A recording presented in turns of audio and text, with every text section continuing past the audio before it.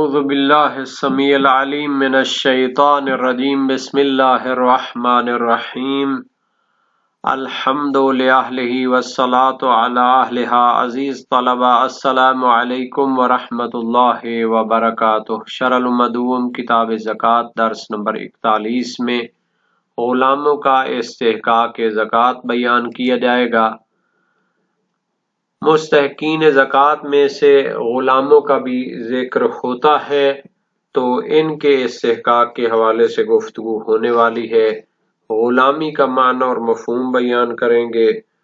اور آیت میں اور شہید اول کی عبارت میں ادبی تحلیل بھی پیش کی جائے گی۔ متعلقہ فقہی آراء اور نظریات، متعلقہ مسائل اور فروعات، متعلقہ احادیث اور روایات بھی بیان ہوں گی، اور شہید ثانی کا تجزیہ اور تحلیل بھی پیش کیا جائے گا۔ مستحقین زکوٰۃ میں سے پانچواں گروہ وہ غلام اور کنیزیں ہیں جو اپنی آزادی کے لیے زکوٰۃ سے استفادہ کرنا چاہتے ہیں۔ جو غلام شدت اور سختی کی حالت میں ہیں، یا جنہوں نے اپنے مولا اور مالک کے ساتھ عقد آزادی اور قرارداد باندھی ہوئی ہے لیکن پیسے مکمل نہیں دے پا رہے، تو پھر ان کو بھی زکوٰۃ دی جاتی ہے تاکہ وہ اپنی آزادی حاصل کر سکیں۔ شہید ثانی نے شہید اول کے کلام میں ایک ادبی لطیف نکتہ جو ہے تحلیل پیش کی ہے، اس کو بھی بیان کرتے ہیں۔ آیت قرآن میں بھی جو ہے جب مستحقین زکوٰۃ کو بیان کیا گیا تو پہلے مستحقین کے لیے ہے انما الصدقات للفقراء والمساکین، یعنی ان کے اوپر لام جارہ داخل ہے، جبکہ جو غلام اور کنیزیں ہیں یا باقی جو مستحقین ہیں ان کے لیے فی آئی ہے ظرفیت کے لیے۔ تو اس میں کیا دقیق فرق ہے؟ تو اصل میں لام جارہ جو ہوتی ہے وہ ملکیت یا اختصاص پر دلالت کرتی ہے۔ اس کا معنی یہ ہے کہ فقراء اور مساکین جو ہیں وہ استحقاق زکوٰۃ رکھتے ہیں ملکیت یا اختصاص کے طور پر، یعنی جو مال زکوٰۃ ان کو دیا جاتا ہے وہ ان کی ملکیت میں چلا جاتا ہے، وہ ہر مباح کام میں استفادہ کر سکتے ہیں۔ جو ان کو زکوٰۃ دی جاتی ہے وہ اس کے مالک بن چکے ہیں اور وہ مال ان کے ساتھ خاص ہو چکا ہے۔ لیکن الرقاب پر کلمہ فی آیا ہے، تو یہ بیان کرنا چاہتے ہیں کہ ان کو جو مال زکوٰۃ دیا جاتا ہے یہ فقراء اور مساکین کی طرح اس کے مالک نہیں بن جاتے یا ان کے ساتھ خاص نہیں ہو جاتا کہ اس کو ہر مباح کام میں استفادہ کر سکیں، بلکہ ان کو زکوٰۃ دی جاتی ہے فقط اور فقط اپنی آزادی کے لیے استفادہ کر سکتے ہیں۔ پس پھر رقاب کا معنی ہے کہ مصارف زکوٰۃ میں سے یہ غلام ہیں، اپنے مال زکوٰۃ سے وہ کیا کریں گے؟ اپنی آزادی کے لیے استفادہ کریں گے۔ تو گویا شہید اول نے آیت کی پیروی کرتے ہوئے اس چیز کو خیال رکھا ہے اور الرقاب پر فی ظرفیت کی داخل کی ہے، ورنہ اگر مصنف کی یہ غرض نہ ہوتی تو پھر وہ مستحقین زکوٰۃ کو بیان کر رہے تھے، ان میں غلاموں اور کنیزوں کو بھی ذکر کر دیتے، فی داخل کرنے کی ان کو ضرورت نہیں تھی۔ لیکن چونکہ وہ اس توہم کو اور اس خیال کو باطل کرنا چاہتے ہیں کہ تمام مستحقین کی جو مال زکوٰۃ ان کو دیا جاتا ہے برابر کی ملکیت ان کو پیدا ہو جاتی ہے، تو ایسا نہیں ہے، بلکہ وہ بیان کرنا چاہتے ہیں کہ غلام اور کنیزوں کو جو زکوٰۃ دی جائے گی وہ اس کے مالک نہیں ہوتے اور اس کو آزادانہ تصرف نہیں کر سکتے، بلکہ انہوں نے اس کو فقط اپنی آزادی کے لیے استفادہ کرنا ہے۔ اور اسی طرح سبیل اللہ میں بھی فی داخل کی ہے تاکہ اس کو بھی بیان کریں کہ اس میں بعض اوقات تو لوگ ہوتے ہیں جن کو دیا جاتا ہے، لیکن بعض اوقات اس کو تعمیر مساجد میں اور رفائی کاموں میں استفادہ کیا جاتا ہے، تو وہ سب کے لیے عمومی منافع ہوتے ہیں، تو وہ اس کی ملکیت میں نہیں چلے جاتے، بلکہ وہ کیا ہوتا ہے اسی کام کے لیے استفادہ کیا جانا چاہیے۔ اور باقی نکات کو ہم عبارت کے ضمن میں بیان کریں گے۔ فرمایا وفی الرقاب جعل الرقاب ظرفا للاستحقاق تبعا للآیت وتنبیہا علی ان استحقاقهم ليس على وجه الملك او الاختصاص كغيرهم اذ يتعين عليهم صرفها في الوجه الخاص بخلاف غيرهم ومثلهم في سبيل الله والمناسب لبيان المستحق التعبير بالرقاب وسبيل الله بغیر حرف الجر۔ مستحقین میں سے ایک ہے الرقاب، یعنی غلاموں اور کنیزوں کو آزادی کے لیے پیسہ دیا جائے مال زکوٰۃ میں سے۔ شہید اول نے الرقاب کو ظرف قرار دیا ہے للاستحقاق، استحقاق مال زکوٰۃ کے لیے، یعنی اس کے اوپر فی جارہ داخل کی ہے۔ طبعا للآیت، یہ انہوں نے آیت کریمہ کی پیروی میں کیا ہے۔ وتنبیہا علی ان استحقاقهم لیس علی وجہ الملک والاختصاص، اور یہ بھی بتانا چاہتے تھے، تنبیہ کرنا چاہتے تھے، یاد دہانی کرانا چاہتے تھے کہ غلاموں اور کنیزوں کا استحقاق زکوٰۃ کا لیس علی وجہ الملک، یہ ملکیت کے عنوان سے نہیں ہے، یا اس مال زکوٰۃ کے ان کے ساتھ خاص ہو جانے کے عنوان سے نہیں ہے، کا غیرہم، جیسا کہ دوسرے مستحقین زکوٰۃ کی ملکیت میں چلی جاتی ہے، یا وہ اس کے ساتھ اختصاص پیدا کر لیتے ہیں، دوسرا کوئی اس کو استفادہ نہیں کر سکتا۔ اذ یتعین علیہم صرفها فی الوجہ الخاص، چونکہ غلاموں اور کنیزوں کو جو مال زکوٰۃ دی جاتی ہے تو ان پر متعین اور لازم ہے کہ اس مال زکوٰۃ کو واجہ خاص یعنی اپنی آزادی کے لیے استفادہ کرے، بخلاف غیرہم، جبکہ دوسرے جو مستحقین زکوٰۃ ہوتے ہیں وہ آزادانہ استفادہ کر سکتے ہیں مال زکوٰۃ جو ان کو دیا جاتا ہے، اور وہ اس کے مالک یا اختصاص پیدا کر لیتے ہیں۔ وَمِثْلُهُمْ فِي سَبِيلِ اللَّهِ، اسی طرح سبیل راہ خدا میں بھی جو خرچ کیا جاتا ہے زکوٰۃ میں سے، وہ کسی کی ملکیت میں نہیں چلا جاتا، وہ عمومی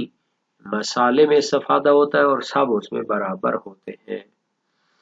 وَالْمُنَاسِبُ لِبَيَانِ الْمُسْتَحِقِّ التَّعْبِيرُ بِالرِّقَابِ وَفِي سَبِيلِ اللَّهِ، بالرقاب وسبیل اللہ، اور مستحقین کو بیان کرتے ہوئے مناسب یہی تھا کہ وہ رقاب اور سبیل اللہ کی تعبیر استفادہ کرتے، حرف جر فی کو بھی لانے کی ضرورت نہیں تھی، کیونکہ رقاب کا معنی ہوتا ہے غلام اور کنیزیں، اور سبیل اللہ سے معنی ہوتا ہے راہ خدا میں اس کو خرچ کرنا۔ اب فی جارہ ضروری نہیں تھی، لیکن ادبی نکتہ ہو قرآن میں جو آیا ہے تو وہ ٹھیک ہے۔ یہ الرقاب غلام اور کنیزیں کون ہیں؟ فرمایا وَهُمُ الْمُكَاتَبُونَ مَعَ قُصُورِ كَسْبِهِمْ عَنْ أَدَاءِ مَالِ الْكِتَابَةِ وَالْعَبِيدُ تَحْتَ شِدَّةٍ عِنْدَ مَوْلَاهُمْ أَوْ مَنْ سُلِّطَ عَلَيْهِمْ وَالْمَرْجِعُ فِيهَا إِلَى الْعُرْفِ فَيُشْتَرَوْنَ مِنْهَا وَيُعْتَقُونَ بَعْدَ الشِّرَاءِ وَنِيَّةُ الزَّكَاةِ مُقَارِنَةٌ لِدَفْعِ الثَّمَنِ إِلَى الْبَائِعِ أَوْ لِلْعِتْقِ وَيَجُوزُ شِرَاءُ الْعَبْدِ وَإِنْ لَمْ يَكُنْ فِي شِدَّةٍ مَعَ تَعَذُّرِ الْمُسْتَحِقِّ مُطْلَقًا عَلَى الْأَقْوَى وَمَعَهُ مِنْ سَهْمِ سَبِيلِ اللَّهِ إِنْ جَعَلْنَاهُ كُلَّ قُرْبَةٍ۔ ہم کی ضمیر رقاب کی طرف جا رہی ہے۔ الرقاب وہ مکاتب غلام ہیں جنہوں نے اپنے آقا کے ساتھ اپنی آزادی کا عہد و پیمان باندھ رکھا ہے، مع قصور کسبہم عن ادائے مال الکتابت، لیکن ان کی اپنی کمائی وہ آزادی کے لیے جو مال درکار ہے اس کی ادائیگی سے قاصر ہے، کم پڑ رہا ہے، تو اس کو زکوٰۃ کا حصہ دیا جائے گا تاکہ وہ اپنا پیسہ ادا کرے اور آزادی حاصل کر لے۔ اور غلاموں اور کنیزوں سے مراد وہ عبید اور غلام ہیں تحت شدہ، جو عند مولاہم اپنے مولا اور مالک کے پاس شدت کی زندگی گزار رہے ہیں، روزانہ ان کی دھلائی ہوتی ہے، مار پیٹ کھانی پڑتی ہے، او من سلط علیہم، یا اس سے اس کو سختی حاصل ہو رہی ہے جو ان پر مسلط کیا گیا ہے، جناب آقا اور مالک نے ان پر کوئی ظالم مسلط کر رکھا ہے تاکہ ان کی وہ کیا ہے خبرگیری کرتا رہے۔ والمرجع فیہا الی العرف، شدت کا معیار عرف ہے، کیسے سمجھیں گے کہ فلاں پر شدت ہے یا نہیں ہے؟ عرف جس غلام کو سمجھے کہ وہ شدت کی زندگی گزار رہا ہے اس کو مال زکوٰۃ سے خریدا جا سکتا ہے۔ فَيُشْتَرَوْنَ مِنْهَا، پس ان کو خریدا جائے گا مال زکوٰۃ سے، وَيُعْتَقُونَ بَعْدَ الشِّرَاءِ، اور خرید کر آزاد کر دیا جائے گا۔ ایک فرع اور مسئلہ اس بحث میں ہو سکتا ہے کہ نیت زکوٰۃ کب کی جائے گی؟ وَنِيَّةُ الزَّكَاةِ مُقَارِنَةٌ لِدَفْعِ الثَّمَنِ إِلَى الْبَائِعِ أَوْ لِلْعِتْقِ، یعنی زکوٰۃ کی نیت ملی ہوئی ہوگی جب قیمت ادا کریں گے بیچنے والے کو، اس کیا کہتے ہیں اس بیچنے والے کو پیسہ دیا جائے گا تاکہ وہ کیا کرے، اس کو اس کو بیچ دے، تو پھر اس کو لے کر آزاد کر دیا جائے گا۔ تو جب اس کو پیسہ دینے لگیں گے ادھر نیت کریں گے کہ میں اس کو خرید کر آزاد کرنے کے لیے پیسے دیتا ہوں۔ او للعتق، یا وہ جب بائے کو قیمت دے رہے ہوں اس کے ساتھ نیت کر لیں زکوٰۃ کی، یا پھر جب اس کو آزاد کر رہے ہوں تو اس وقت نیت کر لیں اس زکوٰۃ کی۔ وَيَجُوزُ شِرَاءُ الْعَبْدِ وَإِنْ لَمْ يَكُنْ فِي شِدَّةٍ، ایک مسئلہ فرماتے ہیں کہ غلام کو مال زکوٰۃ سے خرید کر آزاد کرنا جائز ہے اگرچہ اس پر شدت اور سختی نہ کی جاتی ہو، لیکن اس کی صورت ہے مع تعذر المستحق مطلقاً، جب دوسرے مستحقین زکوٰۃ ملنا مشکل ہوں بطور مطلق۔ اقوی قول یہی ہے، چاہے اس کو سہم سبیل سے خرید کر آزاد کریں یا پھر اسے سہم رقاب سے خریدیں، بہرحال قوی تر نظریہ یہ ہے کہ غلاموں کو آزاد کرانے کے لیے مال زکوٰۃ سے استفادہ کیا جا سکتا ہے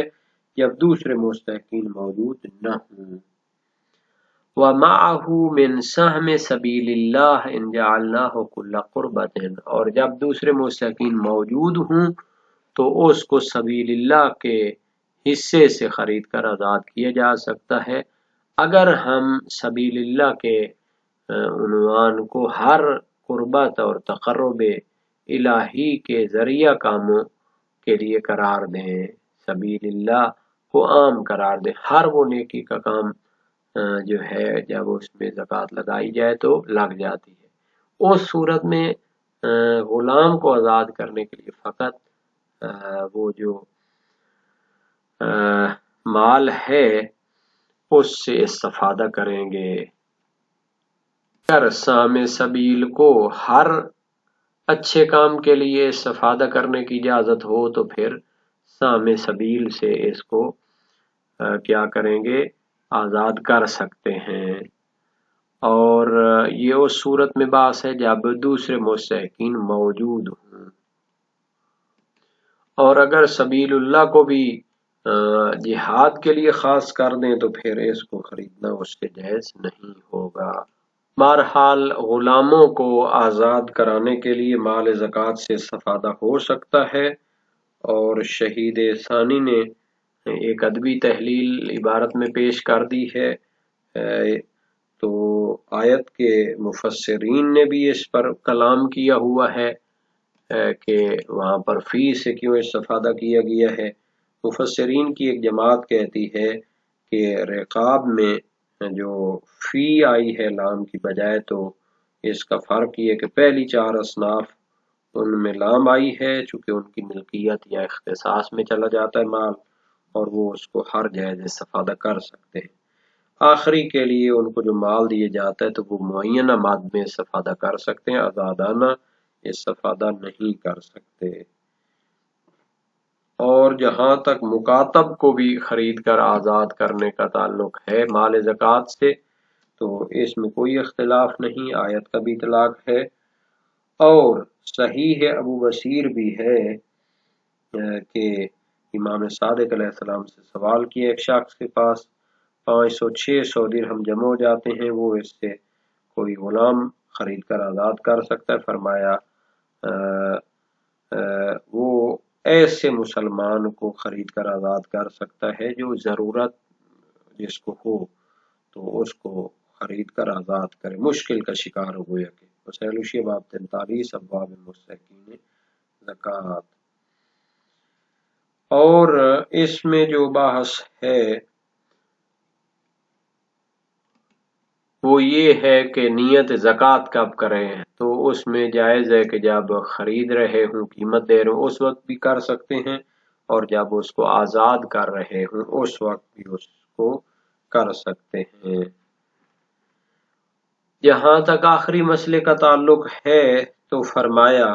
معتبر میں فرماتے ہیں اس پر فقہائے اصحاب قائم ہیں، اور موثق عبید بن زرارہ بھی اس کی دلیل بن سکتی ہے۔ میں نے امام صادق علیہ السلام سے روایت کی اس شخص کے بارے میں جس نے اپنے مال کی زکوٰۃ 1000 درہم نکالی اور اسے کوئی اور موقع محل نہیں ملا کہ جس کو وہ زکوٰۃ دے سکے، تو اس نے ایک مملوک غلام کو دیکھا جو بیچا جا رہا تھا، تو اس نے 1000 درہم سے جو زکوٰۃ کے تھے ان سے خرید کر اس کو آزاد کر دیا۔ کیا یہ جائز ہے؟ فرمایا نعم لا بأس بذلک، اس میں کوئی حرج نہیں ہے۔ ایک جماعت کا نظریہ ہے کہ یہ سبیل اللہ کے عنوان سے ہوگا، نہ کہ پھر رکاب کے عنوان سے ہوگا، چونکہ اس میں کوئی تعارض نہیں ہے اس میں اور صحیح ابو بصیر میں۔ بہرحال مستحقین زکوٰۃ میں غلاموں اور کنیزوں کو بھی آزاد کرنا جائز تھا، لیکن آج کل کے دور میں یہ ہوتے ہی نہیں ہیں۔